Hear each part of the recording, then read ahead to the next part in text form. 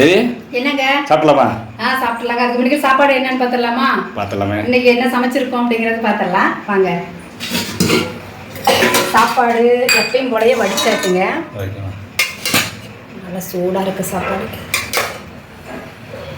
அதுக்கப்புறம் பார்த்தீங்கன்னா அரைச்சி விட்ட ரசம், மிளகு ரசம் தான் வச்சுருக்கேன். சூப்பரான அரைச்சி விட்ட மிளகு ரசம். சாம்பார்லாம் வைக்கலையா? சாம்பார்லாம் வைக்கலங்க. இதுவே முடியறது எனக்கு பெரிய விஷயம். சாப்பாடு செஞ்சு வேஸ்ட் பண்ணக்கூடாதுல்ல, சரி. அதனால சாம்பார்லாம் வைக்கல. இன்னைக்கு சட்னி வச்சுக்கலாம். என்ன சட்னி? புதினா துவையலுங்க. அதுக்கப்புறம் வாழைப்பூ பொரியல்.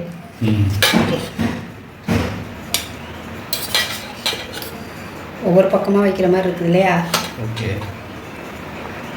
அதுக்கப்புறம் பார்த்தீங்கன்னா வாழைப்பூ மசாலா வடைங்க.